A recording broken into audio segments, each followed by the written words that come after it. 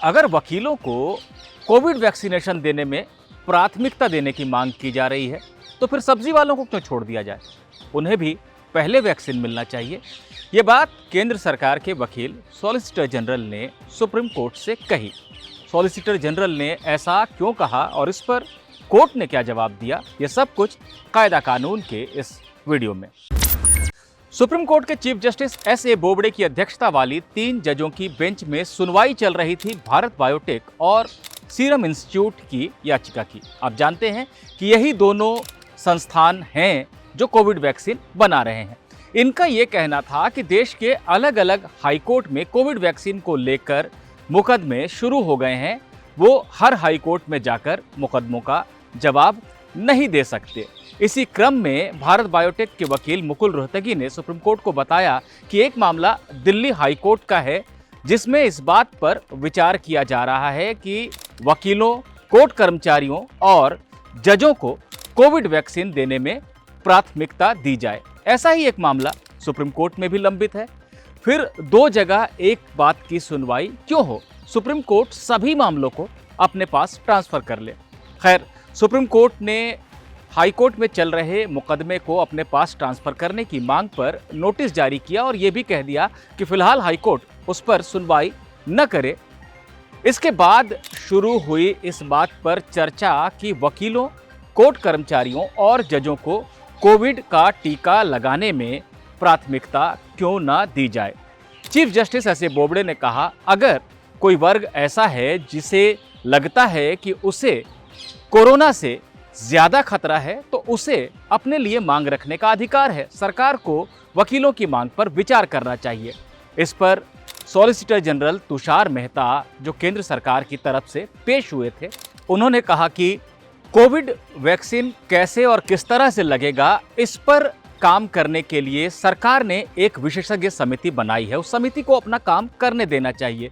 उस समिति ने उम्र और बीमारी के आधार पर कोविड वैक्सीनेशन में प्राथमिकता तय की है। यहाँ तक कि मुझे भी इस वजह से वैक्सीन नहीं लग पाया है कि मैं ना तो 60 साल से ऊपर का हूँ, न ही किसी गंभीर बीमारी से ग्रस्त हूँ।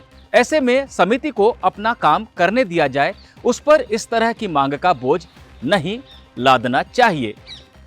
चीफ जस्टिस ने कहा कि वकीलों को अपनी आजीविका कमाने के लिए लोगों के संपर्क में आना पड़ता है, इसलिए वो इस तरह की मांग कर रहे हैं और इस पर विचार करना चाहिए।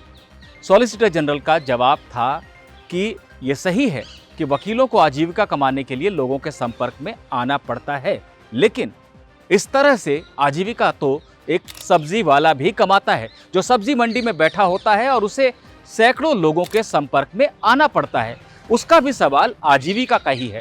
अगर 35 साल के एक वकील को इस आधार पर प्राथमिकता दी जानी चाहिए कि वो लोगों के संपर्क में आता है, तो उसी उम्र के सब्जी वाले को प्राथमिकता क्यों नहीं दी जानी चाहिए?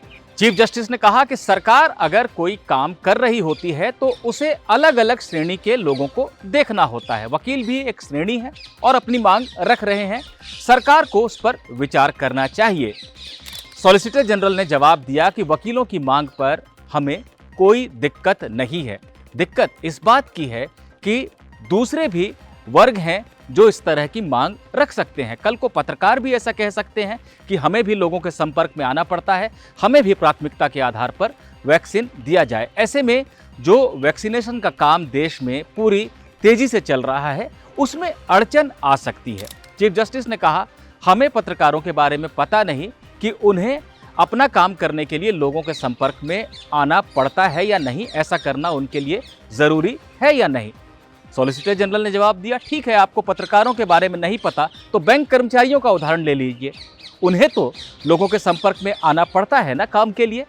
तो हम किसी एक वर्ग को उसके काम की वजह से प्राथमिकता नहीं दे सकते।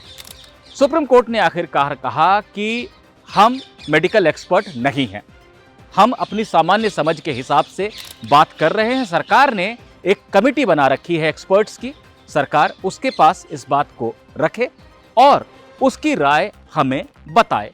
मामले की सुनवाई 1 हफ्ते बाद की जाएगी।